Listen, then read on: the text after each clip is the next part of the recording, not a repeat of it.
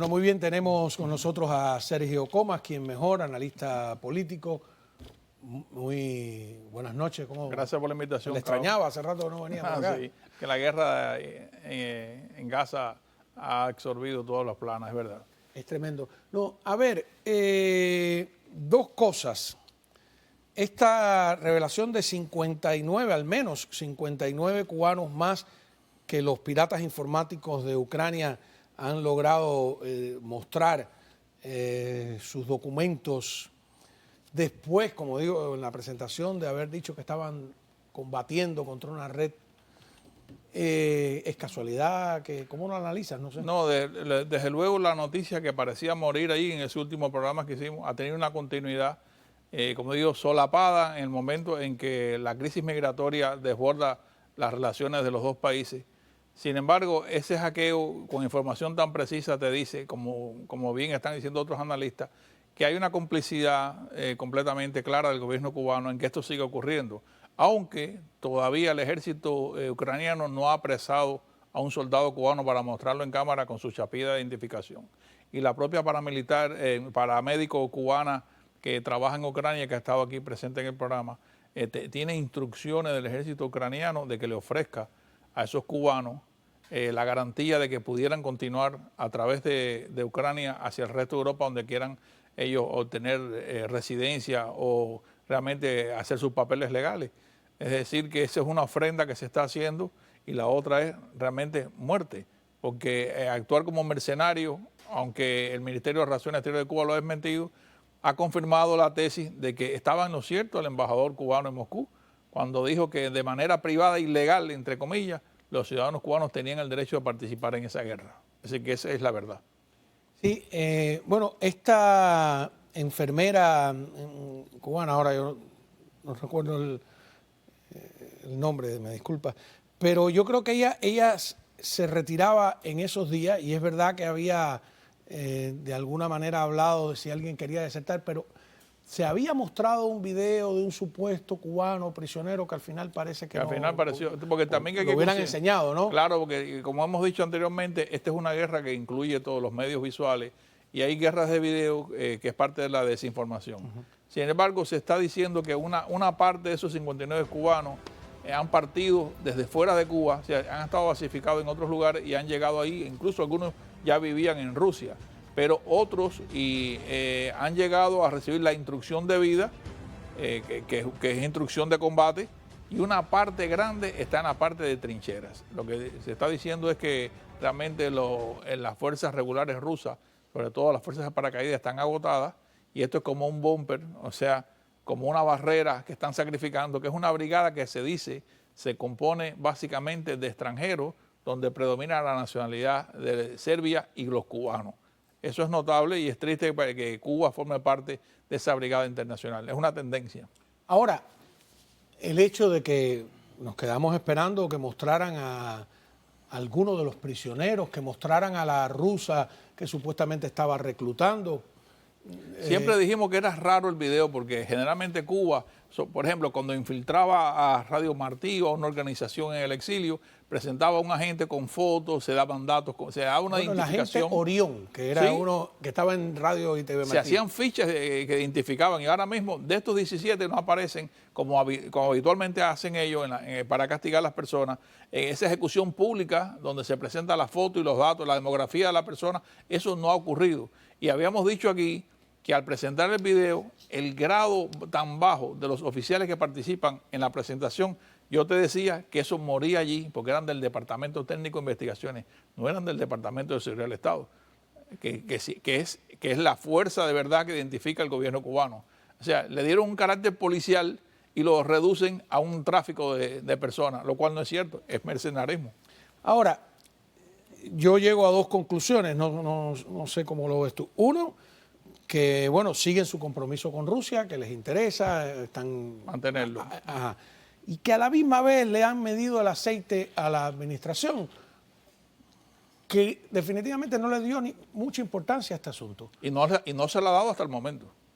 Porque ahora mismo, en que Cuba estaba planeando presentar el tema migratorio como un resultado estructural de las sanciones de Estados Unidos contra Cuba, Es una componente que le funciona muy bien, es un know-how que Cuba le ha vendido a Venezuela, a Honduras, al propio México, que va a tener como vocero a ANLO, quien promete que en la cumbre de Asia-Pacífico de California ahora en noviembre, le va a decir a Biden especialmente que el tema del embargo está afectando a Cuba y que es la causa fundamental de esta inmigración desordenada. Eso tiene que ver mucho con esto que analizábamos aquí de por qué la política exterior norteamericana no acaba de identificar las acciones directas que Cuba está haciendo en el tema de la guerra con Ucrania. Sí, Ucrania es un tema muy sensible para la opinión pública norteamericana.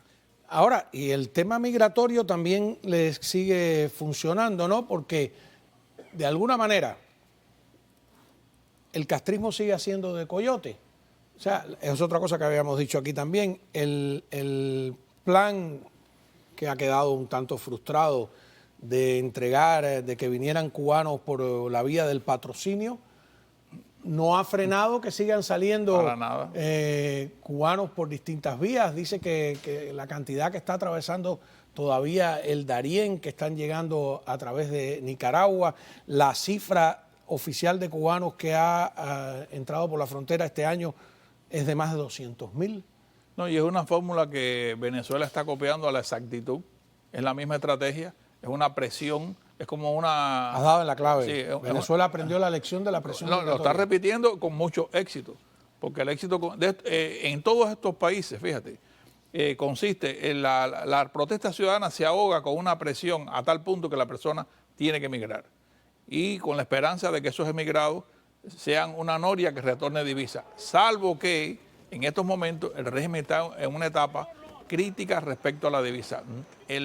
Los cubanos han preferido invertir en traer a sus amigos y familiares a los Estados Unidos a través del parole que invertir en las famosas e inventadas MIPYMES paragubernamentales. En 20 años de chavismo, fíjate si has dado en la clave, los venezolanos se iban o a Colombia, en Panamá había, a España había muchísimos. Mucho España. A Perú, donde ha habido fricciones, pero no había una emigración terrestre hacia los Estados Unidos que de repente está siendo utilizada, y la ves en las declaraciones que hace Maduro, que dice, bueno, si las sanciones no las aflojaran y si realmente hubiera, esta emigración no se produciría. O sea, es una fórmula. Fíjate que eso que tú acabas de decir, de trazar, esa ruta ha empoderado políticamente a López Obrador porque tiene un dardo en la mano con el cual discutir con Biden. Yo recuerdo que en algún momento en que Cuba empezó a hacer el puerto del Mariel y obtuvo grandes finanzas de Lula da Silva, parecía que Brasil iba a ser el interlocutor de América Latina y ahora México se lleva esa bandera con la presión de la inmigración descontrolada.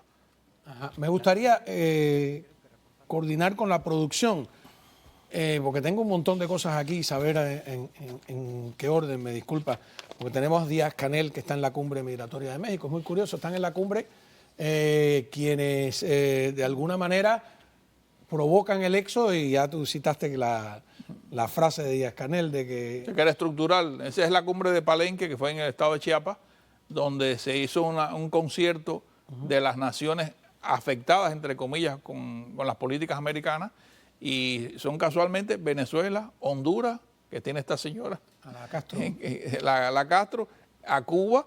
Sin embargo, demográficamente llama la atención que en números es México, Honduras y El Salvador y esos países los que más emigrantes aportan en número. Los cubanos no tienen la cantidad todavía tan significativa como es. Y México... Venezuela ha superado todo. México, Guatemala y Honduras tienen planes especiales, tienen tratos preferenciales comerciales con Estados Unidos.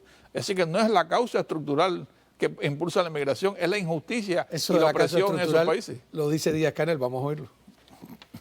Modificar las causas estructurales de la migración cubana, tanto la regular como la irregular, e influir de manera fundamental en la reducción de los flujos de migrantes cubanos por diversos países, está en manos de las autoridades norteamericanas. Como he dicho recientemente, en general, cubanas y cubanos que salen legalmente de Cuba se convierten en migrantes irregulares, sometidos a todo tipo de riesgos y peligros, incluso de sus vidas, en el tránsito hacia los Estados Unidos. Cuando exista la voluntad de actuar en esa dirección, les aseguro que contarán siempre con el compromiso y la cooperación de Cuba.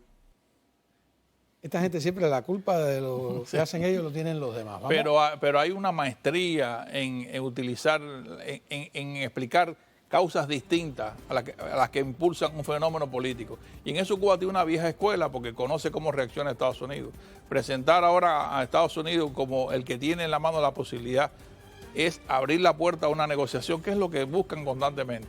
Por cierto, han desatado en el último mes una ofensiva diplomática tremenda, porque han hecho 2 visitas que no son invitaciones de los norteamericanos, son visitas especialmente de ellos a discutir estos temas. Vamos